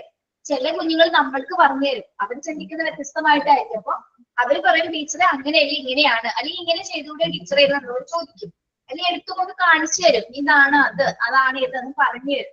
അപ്പൊ എന്താണ് അവർ കുഞ്ഞുങ്ങൾ ചിന്തിക്കുന്നത് വേറെ രീതിയിലാണ്. ഓക്കെ, അവരുടെ ചുറ്റുപാടിനോട് എങ്ങനെ പെരുമാറണമെന്ന് കുഞ്ഞുങ്ങൾ വേറെ രീതിയിൽ ചിന്തിക്കുന്നുള്ളൂ. അതും അധ്യാപകരെ സംബന്ധിച്ചിടത്തോളം നമ്മളത് മനസ്സിലാക്കേണ്ടതുണ്ട്. പിന്നെ strength and weakness of there personality. ഇനി എല്ലാ കുട്ടികളും എല്ലാവരും എല്ലാം തികഞ്ഞവരല്ല അല്ലെ. എല്ലാവരിലും എന്തുണ്ടെന്നാണ് നമ്മൾ പഠിച്ചത്? വ്യക്തി വ്യത്യാസങ്ങളുണ്ട് അല്ലെ. അപ്പൊ അവർക്ക് എന്താണ് സ്ട്രെങ്ത് ഉണ്ടാവാം, വീക്ക്നെസ് ഉണ്ടാവാം. എന്താണ് സ്ട്രെങ്ത് ആൻഡ് വീക്ക്നെസ് എന്ന് പറയുന്നത്? സ്ട്രെങ്ത് ആൻഡ് വീക്ക്നെസ് ബലഹീനതയും പിന്നെ ഒരു ബലവും ബലഹീനതയും. ബലവും ബലഹീനതയും ഉണ്ടാവും അല്ലെ. ചില കുഞ്ഞുങ്ങളെ ചില കാര്യങ്ങളിൽ സ്ട്രെങ്ത് ആയിരിക്കും അല്ലെ. പഠിക്കാൻ നല്ല കപ്പാസിറ്റി ഉള്ള കുട്ടികൾ ഉണ്ടാവാം, അല്ലെങ്കിൽ പഠിക്കാൻ മോശമായ കുട്ടികൾ ഉണ്ടാവും, അല്ലെങ്കിൽ മറ്റു കാര്യങ്ങളായിരിക്കും ആർട്ട് ആൻഡ് സ്പോർട്സിലൊക്കെ ആയിരിക്കും എന്താ പറയുക, നമ്മുടെ ഇന്റലിജൻസ് കപ്പാസിറ്റി അനുസരിച്ചിട്ടാണ് നമ്മൾ ഓരോ കാര്യങ്ങളിലേക്ക് പോകുന്നത് അല്ലെ. ചിലർക്ക് മാത്തമാറ്റിക്കൽ ഇന്റലിജൻസ് ഉണ്ടാവില്ല, കണക്കുകൾ കൂട്ടാനോ ഒരു ക്ലാസിഫൈ ചെയ്യാനൊക്കെ ഒന്നുള്ള കപ്പാസിറ്റി നിങ്ങൾക്ക് ഇല്ല. അതങ്ങനെയാണ്, ചില കാറ്റഗറീസ് അങ്ങനെയാണ്. ഇനി ചിലവര് മാത്തമാറ്റിക്കലി വളരെ ബ്രില്യന്റ് ആയ കുഞ്ഞുങ്ങൾ ഉണ്ടാവും. ആ ഓക്കെ, അപ്പൊ ഓരോരുത്തരും എന്താ മനസ്സിലാക്കേണ്ടത്? ഇൻഡിവിജ്വലി അവർക്ക് സ്ട്രെങ്ത് വീക്ക്നെസ് ഉണ്ടായിരിക്കും. അപ്പൊ ഒരു അധ്യാപകരെ സംബന്ധിച്ചിടത്തോളം എന്താണ്, ഓരോ പേഴ്സണലിലും ഓരോ കുട്ടി വ്യത്യസ്തനാണ്. അവന് പല വീക്ക്നെസ് ഉണ്ടായിരിക്കും, സ്ട്രെങ്ത് ഉണ്ടായിരിക്കും. നിങ്ങൾ മനസ്സിലാക്കണം. അത് എന്തിനാണ് മനസ്സിലാക്കണമെന്ന് അറിയോ? പ്രത്യേകിച്ച് ഒരിക്കലും എനിക്ക് നിങ്ങളോട് ഒരു കാര്യം പറയാനുള്ളത്, നിങ്ങൾ ഒരു ക്ലാസ് മുറിയിലും പോയിട്ട് ഒരു കുട്ടികളെ മോശമായിട്ട് അല്ലെങ്കിൽ മറ്റു കുട്ടികളുടെ മുമ്പിൽ ഒരിക്കലും മോശമായിട്ട് ഒരിക്കലും എഴുന്നേൽപ്പിച്ച് നിർത്തുകയോ അല്ലെങ്കിൽ മോശമായ വാക്കുകളിലൂടെ അവരെ അഭിസംബോധന ചെയ്യരുത്. ഒരിക്കലും ചെയ്യരുത് കേട്ടോ. അവർ മെന്റലി വളരെയധികം ഡിപ്രസ്ഡ് ആയിരിക്കും. നിങ്ങൾ സൈക്കോളജി പഠിച്ചിട്ട് ഇത്രയും കാര്യങ്ങൾ അവിടെ പോയി അപ്ലൈ ചെയ്യരുത്. കാരണം നിങ്ങൾ പറയും, ചിലവർ പറയും ടീച്ചർ അങ്ങനെ പറഞ്ഞാലല്ലേ അവർ പഠിക്കൂ, അങ്ങനെ പറഞ്ഞാലല്ലേ അവർക്ക് അത് മനസ്സിലാവൂ. അങ്ങനെ ഒരിക്കലും നിങ്ങൾ ചിന്തിക്കരുത്. അത് നമ്മുടെ പഴയൊരു കോൺസെപ്റ്റ് ആണ്. അങ്ങനെ ഒരിക്കലും ചെയ്യരുത്. വീക്ക്നെസ് ഉള്ള കുഞ്ഞിനെ നിങ്ങൾ മാറ്റി നിർത്തി സംസാരിക്കുക. ഒരിക്കലും അവരുടെ മുന്നിൽ വെച്ച് സംസാരിക്കരുത്. മറ്റുള്ളവരുടെ മുന്നിൽ വെച്ച് വീക്ക്നെസ് ഉണ്ടെന്ന് നിങ്ങൾ മനസ്സിലാക്കിയാൽ പോലും അവന് പ്രോത്സാഹനം കൊടുത്തിട്ട് എന്തെങ്കിലും പറഞ്ഞത് ടീച്ചറാണ് നമുക്ക് പറയാറില്ലേ, നമ്മുടെ വായുതോ എന്നുള്ള നമ്മുടെ നാക്കാണ്. ഇപ്പൊ എഴുന്നേറ്റ് നിർത്തിയ സമയത്ത് ഒരു കുട്ടി വളരെ മോശമായിട്ട് ബിഹേവിയർ കാണിച്ചിട്ടുണ്ടെങ്കിൽ അവന് ചെയ്യാൻ പറ്റുന്നില്ല, എത്ര ചെയ്തിട്ട് അത് ശരിയാവുന്നില്ല. അപ്പൊ മറ്റുള്ളവരുടെ മുമ്പിൽ അവൻ എന്താ തോന്നുന്നത്? അവനൊരു ഷെയിം തോന്നും. നമ്മുടെ വലിയ ആൾക്കാർക്ക് അങ്ങനെയൊക്കെ തന്നെ. പക്ഷെ ഒരിക്കലും ടീച്ചർ അവന് നാണക്കേടായാലും നമുക്ക് മനസ്സിലാവും അല്ലെ, നമുക്ക് കുഞ്ഞിന്റെ മുഖം കാണുമ്പോൾ മനസ്സിലാവും കുട്ടിക്ക് അത് ഒരു മോശം അനുഭവം ആയിട്ടുണ്ട്. ഒരിക്കലും പക്ഷെ അവന്റെ മറ്റുള്ളവരുടെ മുമ്പിൽ വെച്ച് നമ്മൾ താഴ്ത്തിക്കിട്ടരുത്. അത് കുഴപ്പമില്ല വിഷ്ണു, നമുക്കത് ശരിയാക്കാം, എനിക്ക് ടീച്ചർ പറഞ്ഞു തരാം, അതൊക്കെ പറഞ്ഞ് എന്ത് ചെയ്യും? വിഷ്ണുവിനെ ടീച്ചർ പറയുന്ന പോലെ ശ്രദ്ധിച്ചിരിക്കണം കേട്ടോ, ടീച്ചറിന്റെ തന്നെ നോക്കണോട്ടോ എന്നൊക്കെ പറയുമ്പോൾ എന്താണ്, അവൻ അവിടെ നാണക്കേട് വരുന്നില്ല. അല്ല, ടീച്ചർ പറയുന്നത് നിന്നെ ഞാൻ ശരിയാക്കി തരാം, നീ ഇങ്ങനെ ചെയ്യാം, ഇത്രയും പറഞ്ഞു, ഇത്രയും കുട്ടികൾ ചെയ്തു, നിനക്ക് മാത്രം എന്താണ് പറ്റാത്തതെന്നൊക്കെ പറഞ്ഞ് നമ്മൾ പറയുന്നത് ശരിയാണ്? ഒരിക്കലും അല്ല. പഴയ ടീച്ചേഴ്സ് അങ്ങനെ ചെയ്തിട്ടുണ്ട്. നമ്മൾ ഇത് ചെയ്യരുത് കേട്ടാ. നമ്മളിൽ ഇതിൽ വ്യത്യാസങ്ങൾ കൊണ്ടുവരാൻ ശ്രമിക്കണം.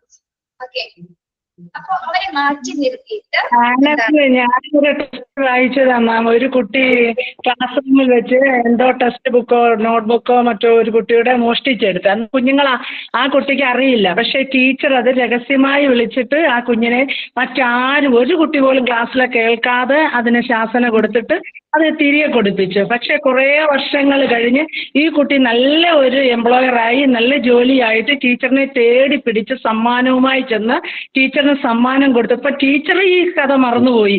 പക്ഷെ ടീച്ചർ ചോദിച്ചു എന്താണ് അങ്ങനെ നീ ഇപ്പൊ എനിക്ക് സമ്മാനമായിട്ട്? ടീച്ചർ അന്ന് എന്നെ കുട്ടികളുടെ എല്ലാവരുടെയും മുമ്പിൽ വെച്ച് അത് പറഞ്ഞിരുന്നുവെങ്കിൽ ഞാൻ ഇന്ന് എന്നേക്കുമായി ഒരു കള്ളനായി മാറിയേനെ, ഈ പൊസിഷനിൽ ഞാൻ എത്തില്ലായിരുന്നു. പക്ഷെ ടീച്ചർ കാണിച്ചതായ ആ ഒരു ടീച്ചറിന്റെ ജ്ഞാനമാണ് എന്നെ ഇന്ന് ഈ സ്ഥാനത്ത് കൊണ്ട് എത്തിച്ചത്. അതുകൊണ്ട് ടീച്ചറെ കാണാൻ വേണ്ടി ഞാൻ ഈ സമ്മാനവുമായി വന്നതാണ്. ഇപ്പൊ ടീച്ചർ പറയുന്നു, മോനെ അത് അന്നേ ഞാനും മറന്നുപോയി, എനിക്ക് ഓർമ്മ പോലും ഇല്ല, നീ ഇപ്പൊ പറഞ്ഞപ്പോഴാണ് ഞാൻ ഓർക്കുന്നത്, എനിക്ക് ഓർമ്മയേ ഇല്ല മോനെ. അപ്പോൾ ടീച്ചറിന് എനിക്ക് ഓർമ്മ ഉണ്ടായിരുന്നെങ്കിലും ഒന്ന് പറഞ്ഞെങ്കിൽ ആ കുട്ടി അങ്ങനെങ്കിലും മൈൻഡ് ഡൗൺ ആകണം. അങ്ങനെ പോലും ആ ടീച്ചർ ആ കുട്ടിയെ ഡൗൺ ആക്കിയില്ലെന്നുള്ളത്. ആ ടീച്ചർ പറയുന്ന, മോനെ എനിക്ക് ഓർമ്മ പോലും ഇല്ല, ഞാൻ മറന്നേ പോയി, എനിക്ക് അത് ഒന്നും അറിയില്ല, നീ ഇപ്പൊ പറഞ്ഞപ്പോഴാണ് ഞാൻ ഓർക്കുന്നതെന്ന്. എത്ര നല്ലൊരു ടീച്ചർ എന്നൊന്ന് നോക്കി ആ ടീച്ചർ. പ്രാക്ടിക്കലി കേട്ടില്ലേ നിങ്ങൾ? അതാണ് കാര്യം. പ്രാക്ടിക്കലി പറഞ്ഞപ്പോ മനസ്സിലായില്ലേ ആ കുട്ടിയുടെ ലൈഫിൽ എന്തോളം ചേഞ്ചസ് ഒക്കെ കൊണ്ടുവന്നു.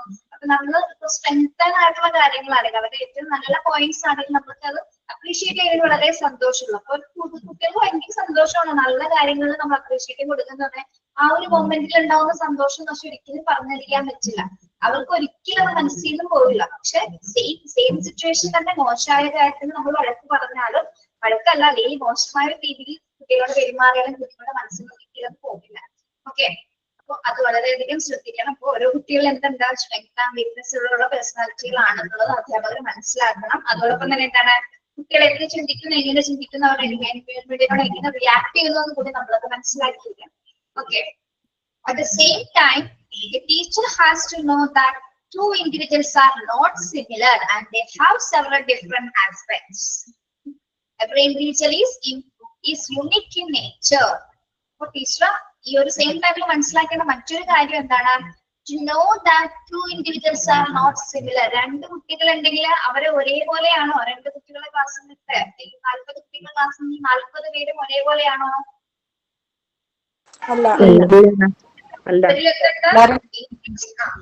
ഇൻഡിവിജ്വൽ ഡിഫറൻസ് നമ്മൾ അതാണ് പഠിക്കേണ്ടത് കേട്ടോ. ഇൻഡിവിജ്വൽ ഡിഫറൻസസ് ഉണ്ട്.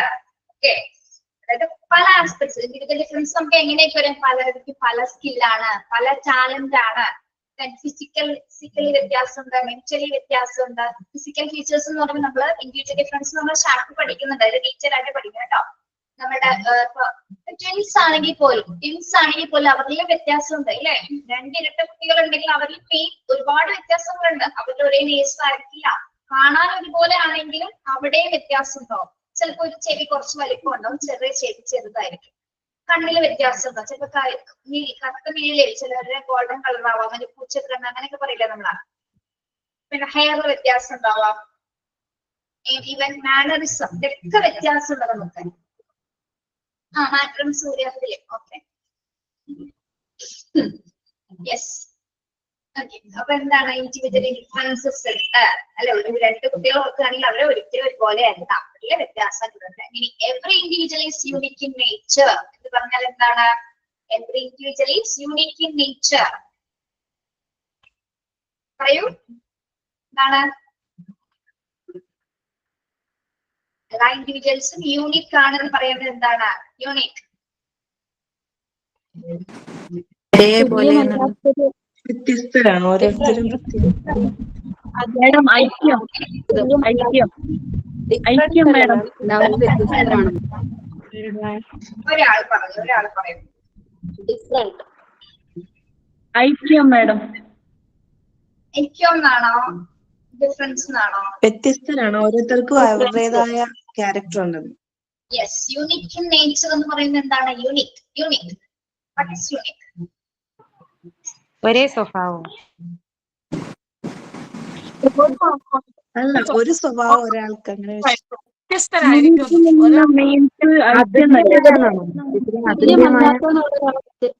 തുല്യമല്ലാത്തതായിട്ടുള്ള ഒറ്റപ്പെട്ടതാ. പല അഭിപ്രായങ്ങൾ ഒരു തരത്തിലുള്ള ഐഡന്റിറ്റി മാത്രമേ ഉണ്ടാവും പറയുന്നില്ലേ? ഒരേപോലെ അല്ലാത്തത് ഡിഫറെന്റ് ആയിരിക്കും.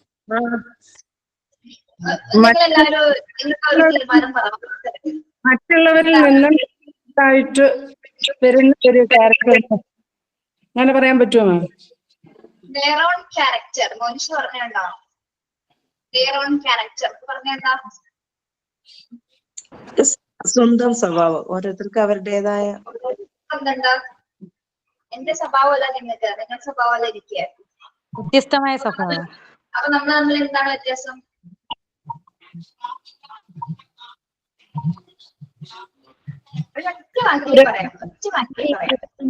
അതിന് മലയാളം അറിയില്ല, ഞാനത് ഇംഗ്ലീഷിൽ ടൈപ്പ് ചെയ്തത്. മലയാളത്തിൽ എന്താ പറയണ്ടെന്ന് അറിയാം.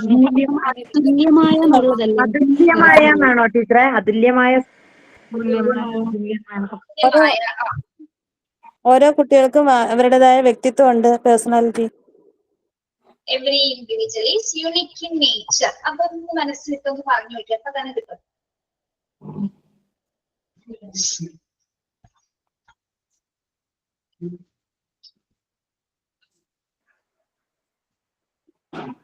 ഓരോരുത്തർക്കും അവരുടേതായ സ്വഭാവമുണ്ട്. ഞാൻ നിങ്ങൾ പറഞ്ഞോളൂ, നിങ്ങൾക്ക് അറിയാവുന്ന പോലെ നിങ്ങൾ പറഞ്ഞോളൂ.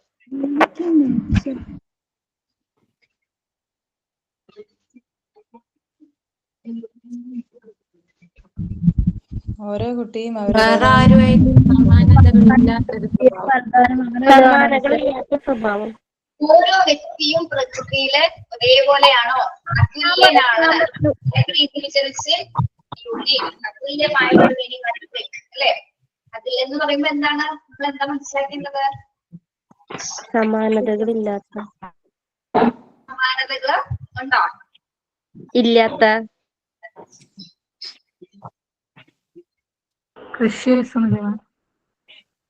മാം, ഈ വാക്കിന് കുറെ അർത്ഥങ്ങളില്ലേ? ഒറ്റപ്പെട്ട, അപൂർവമായ, പറഞ്ഞോട്ടെ നോക്കാണ് പറഞ്ഞത്. പല അഭിപ്രായങ്ങൾ വന്നില്ലേ? പല രീതിയിൽ ഡെഫിനിഷൻസ് ഇപ്പോൾ വന്നു.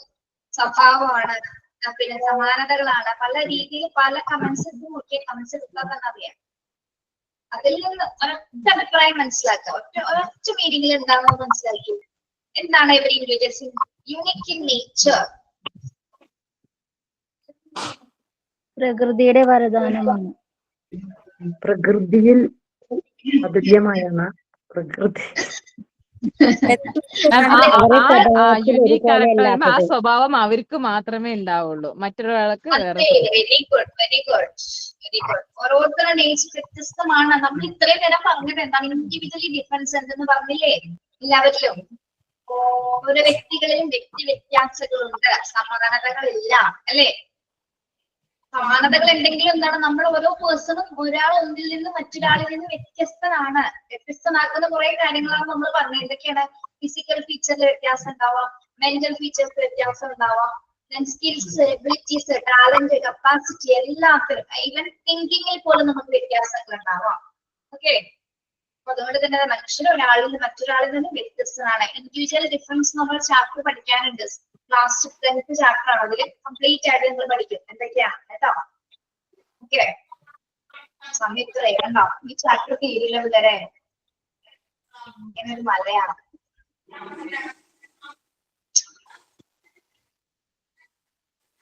ഓക്കെ, എവിടെ പറഞ്ഞത് നമ്മള്?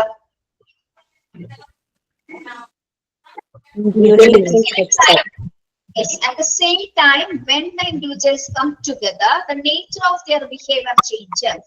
At the same time, when the individuals come together, the same സമയത്ത്, അതായത് ഒരേപോലെ രണ്ട് ഇൻഡിവിജ്വൽസ് കൂടി ചേർന്നാൽ, രണ്ട് വ്യക്തികൾ കൂടി ചേർന്നാൽ അവിടെ എന്ത് സംഭവിക്കുന്നുണ്ട്?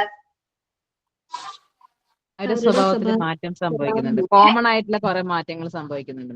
കോമൺ ആയിട്ടുള്ള, അതായത് ബിഹേവിയർ ചേഞ്ചസ് ഉണ്ടാവുന്നു അല്ലെ? രണ്ട് ഇൻഡിവിജ്വൽസ് ഒരുമിച്ചാകുന്ന സമയത്ത് ബിഹേവിയറൽ ചേഞ്ചസ് ഉണ്ടാവും. ഇത് കോമൺ ആയിട്ട് നടക്കുന്ന ഒരു കാര്യമാണ് അല്ലെ? രണ്ട് വ്യക്തികൾ സംസാരിക്കുമ്പോൾ നമ്മൾ പല രീതിയിലുള്ള, ഇപ്പൊ അവൻ പറയുന്ന, ഇപ്പൊ ഞാനും നിങ്ങളും സംസാരിക്കും, നിങ്ങൾ പറയുന്ന കാര്യങ്ങൾ കേട്ടിട്ട് എനിക്ക് വേറെ കാര്യങ്ങൾ ചിന്തിക്കാറുണ്ട്. അപ്പൊ ഞാൻ കുറച്ചുകൂടി, നിങ്ങൾ പറയുന്ന കാര്യങ്ങൾ നല്ലതാണെങ്കിൽ എനിക്ക് വളരെ സന്തോഷം തോന്നും, ഞാൻ നല്ല സന്തോഷത്തോടെ ബിഹേവ് ചെയ്യും. നിങ്ങൾ പറയുന്ന പോയിന്റ്സ് എന്തെങ്കിലും ഒരു മോശമായിട്ട് അഭിപ്രായം കേൾക്കുകയാണെങ്കിൽ എന്റെ ബിഹേവിയർ മാറും അല്ലെ? എന്റെ ഫേസ് മാറും, എനിക്ക് എന്തെങ്കിലും സംസാരിക്കാൻ ഒരു ബുദ്ധിമുട്ട് തോന്നും നിങ്ങളോട്. അപ്പൊ എന്താണ്, നമ്മൾ പരസ്പരം സംസാരിക്കുന്ന സമയത്ത് അങ്ങോട്ടും ഇങ്ങോട്ടും എന്തൊക്കെ വരുന്നുണ്ട്? ബിഹേവിയറിലെ ചേഞ്ചസ് വരുന്നുണ്ട്. ചിലവർ ഹാപ്പി ആയിട്ട് സംസാരിക്കും, ചിലവർ കണ്ടിട്ടില്ലേ വെറുതെ അവർ കണ്ടാൽ മതി, കുറെ വർഷം കഴിഞ്ഞ് കണ്ടേ, പക്ഷെ ഒരു പ്രശ്നം ഇന്നലെ കണ്ട പോലെ തന്നെ സംസാരിക്കും. ഒരുപാട് വർഷത്തെ കാര്യങ്ങൾ പറയുന്നെങ്കിൽ എന്താണ്, വളരെ ഹാപ്പി ആയിട്ട് സംസാരിക്കും. അപ്പൊ അവർ തമ്മിൽ എന്താണ്, ഒരു ഇമോഷൻ കൈകാര്യം ചെയ്യുന്നുണ്ട്, ഹാപ്പി ആയിട്ട് സംസാരിക്കും. ഇവൻ എന്തെങ്കിലും ഒരു ദുരന്ത സംഭവത്തെ കുറിച്ച് നമ്മൾ ചർച്ച ചെയ്യുകയാണെങ്കിൽ എന്താണ്, ഒരാൾ ചിലപ്പോൾ വിഷമിച്ചത് കേൾക്കും, മറ്റൊരാൾ പറയും നീ അത് വിഷമിക്കണ്ട, അവർക്ക് ഒരു പോസിറ്റീവ് എനർജി കൊടുക്കുകയാണ് അല്ലെ? അപ്പൊ വിഷയങ്ങളിൽ എന്താണ് ചേഞ്ചസ് വന്നുകൊണ്ടിരിക്കുന്നത്. അപ്പൊ കുട്ടികളാണെങ്കിൽ കൂടി എന്താണ്, കുട്ടികളെ ഒരുമിച്ച് കൂടുന്ന സമയത്ത് അവർക്ക് എന്ത് ബിഹേവിയർ ചേഞ്ച് ആണ് ഉണ്ടാവുക? എന്ത് ബിഹേവിയർ ചേഞ്ച് ആണ് ഉണ്ടാവുന്നത് കുട്ടികൾ കൂടുന്ന സമയത്ത്? രണ്ട് കുട്ടികൾ കൂടുന്ന സമയത്ത് അവര് സംസാരിക്കുന്ന രീതിയിൽ ഫസ്റ്റ് മാറ്റം വരും. അവരുടെ ഫ്രണ്ട് എങ്ങനെയാണോ സംസാരിക്കുന്നത് അതുപോലെ അവര് ചില വാക്കുകൾ പഠിച്ചതുപോലെ എന്റെ കൂട്ടുകാരൻ എങ്ങനെ സംസാരിക്കുന്നു അതുപോലെ തന്നെ അവളായിക്കോട്ടെ അവനായിക്കോട്ടെ നല്ല ഹാപ്പി ആയിട്ട് സംസാരിക്കുകയാണെങ്കിൽ ചിലപ്പോൾ പല്ല് പിടിക്കും. എന്ത് വേണമെങ്കിലും അവിടെ സംഭവിക്കാം. ബിഹേവിയറിൽ പല മാറ്റങ്ങൾ വരും. നമ്മൾ പഠിച്ചതെന്താണ്, സൈക്കോളജിയിൽ പഠിച്ചതെന്താ, മനസ്സിന് പല രീതിയിൽ സഞ്ചരിക്കാനാണ്. പല രീതിയിലുള്ള രൂപഭാവങ്ങളാണ് നമ്മളുടെ മനസ്സിനുള്ളത്. ആ രൂപഭാവങ്ങളാണ് നമ്മുടെ ബിഹേവിയർ എന്ന് പറയുന്നത്. ദേഷ്യം മനസ്സിൽ തോന്നിക്കഴിഞ്ഞാൽ അത് നമ്മുടെ മുഖത്ത് വരും, ഫേസിൽ വരും, പിന്നെന്താണ് ഫേസിൽ വരും, നമ്മുടെ ബോഡി മൊത്തം അത് റിയാക്ട് ചെയ്യും. സന്തോഷം വന്നാൽ എന്താണ്, ഫേസിൽ അത് കാണാൻ പറ്റും. ദേഷ്യം വന്നാൽ നമ്മൾക്ക് പല ഭാവങ്ങളുണ്ട്. അതൊക്കെ മനസ്സിൽ നിന്ന് രൂപപ്പെടുന്നു വരുന്ന കാര്യങ്ങളാണ്. അത് കംപ്ലീറ്റ്ലി എന്താണ്, പെരുമാറ്റത്തിലാണ് നമുക്കിത് കാണാൻ സാധിക്കുന്നത്. ഓക്കെ, അപ്പൊ രണ്ട് കുട്ടികൾ കൂടുന്ന സമയത്ത് അവരുടെ ബിഹേവിയർ ചേഞ്ചസ് സംഭവിക്കുന്നു. ഓക്കെ, ആ പോയിന്റ് ഒന്ന് അണ്ടർലൈൻ ചെയ്ത് വെച്ചേക്കട്ടെ, അവിടെ വരെ എടുത്തിട്ടുള്ളൂ. യെസ്, ബിഹേവിയർ ചേഞ്ചസ് വരെ അണ്ടർലൈൻ ചെയ്തപ്പോ കേട്ടോ. അടുത്ത ക്ലാസ്സിൽ നമ്മളിത് തീർക്കണം, ഈ ചാപ്റ്റർ തീർക്കണം കേട്ടോ. അല്ലെങ്കിൽ ഒരുപാട് പുറയിലോട്ട് പോകുന്നുണ്ട് പോർഷൻസ് തീരാതെ. ഓക്കെ, നമുക്ക് വൈൻഡ് അപ്പ് ചെയ്യാം. സൈൻ ഔട്ട് ഉണ്ടോ?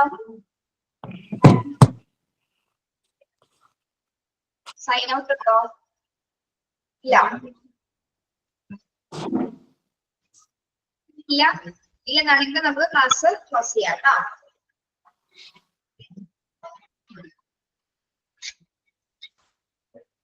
ഇല്ലല്ലോ, ആരും ഇടുന്നില്ല.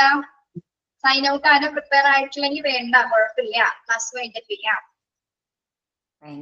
Okay okay yes okay, thank you.